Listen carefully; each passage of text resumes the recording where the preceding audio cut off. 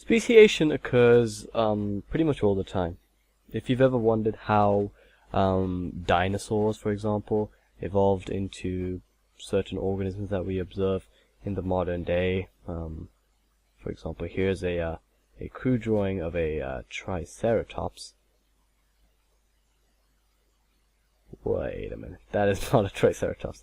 I'm sorry, people. But if you've ever wondered how they evolved, we have humans in this day and age, but back then there were different organisms, and basically the way in which organisms at least, we don't actually speciate anymore. We are pretty much constant.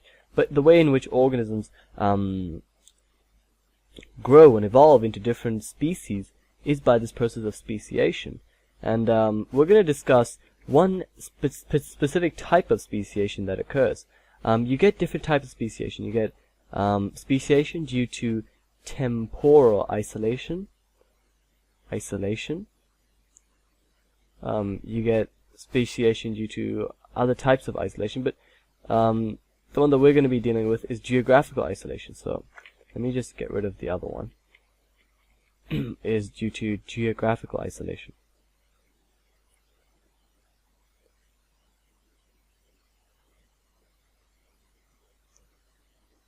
Pretty much, in order to have two species forming from one parent, you need to have some sort of isolation that's occurring that prevents these two populations from interacting with each other. If we label this population 1 and population 2, these populations, as time goes on, they get further and further apart until they reach the point where they become new species themselves. And in order for that to happen, there has to be some sort of isolation that's preventing their gene pools from mixing. Okay? So, usually, the most common way this happens is by geographical isolation. So, for example, okay, let's say we have a forest, okay? Nice forest in the middle of the Shire. Let's pretend we're hanging out in Lord of the Rings territory, okay? We have a nice block of... Actually, wait, let me do an aerial view. We're in the Shire, and there's a cool, badass forest, okay? Lots of trees, etc., etc. And you have a population of birds that live in this forest, okay? Let's not say birds. Let's say something else, like population of squirrels, perhaps, okay? All of a sudden, there's a big war, and Lord Sauron sends his men, and they burn the forest. But due to some sort of an event, this burn actually only affects the middle of the forest, okay? Middle of the forest. But what happens is, it kind of burns the surrounding area up, and we're left with two very small forests, okay, that are separated very far from each other, and pretty much the land between them is barren. It's burnt land, so nothing can cross this particular area of land. Perhaps, let's say, Lord Sauron had placed a curse on it, which prevented any living organism from treading this path. In essence, what you'd have then is these squirrels that were living in this original forest, the original squirrels, let's call them squirrel population 1, they'll be separated into two separate populations, squirrel population 2 and squirrel population 3. Now, in these two little smaller forests, what you'll have are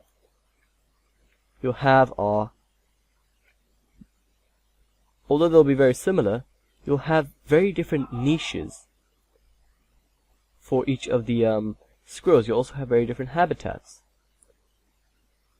You'll have different... Oops, sorry, one second. You'll have different abiotic factors that are in play.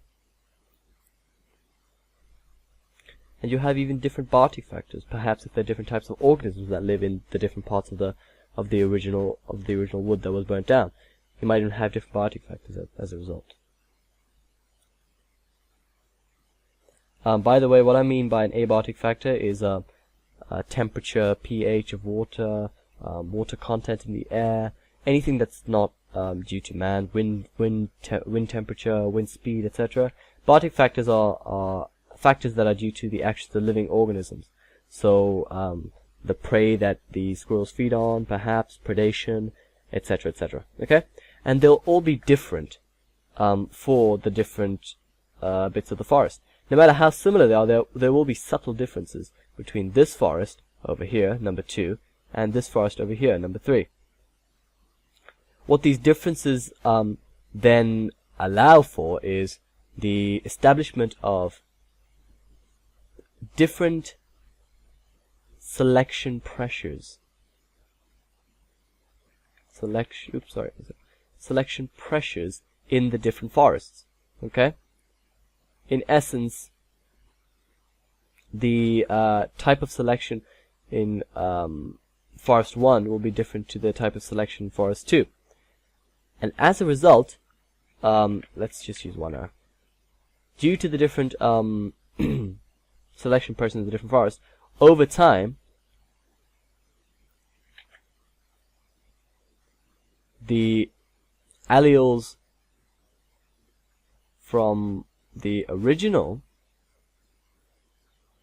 population of squirrels in this original forest will mutate. Okay, there will be mutations in those alleles for survival. Okay, mutations, and what you'll find is that different alleles will be selected for. Natural selection will occur in the different forests as different types of alleles are kept.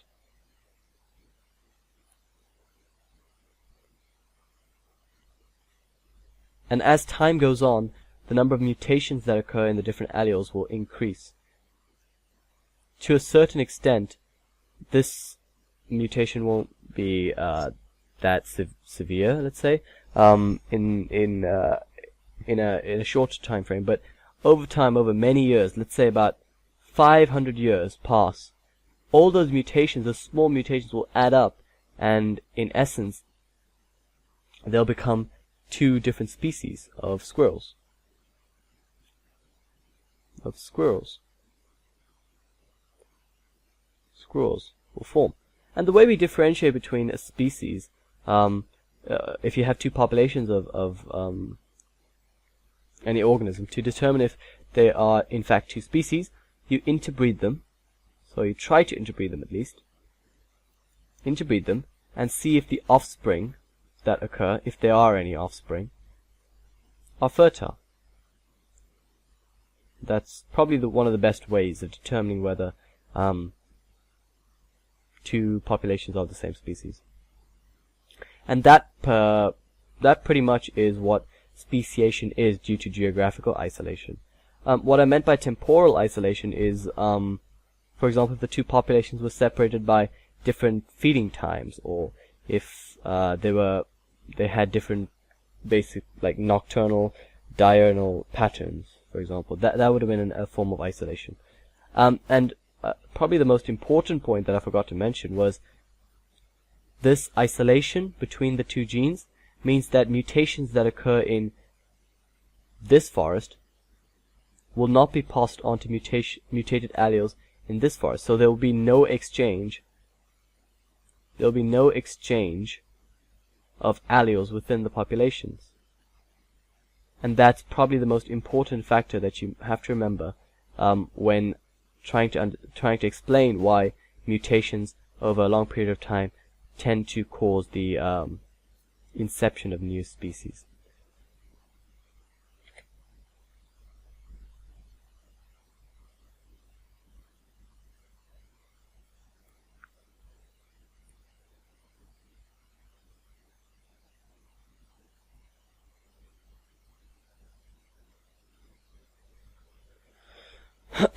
My Lord of Lannister.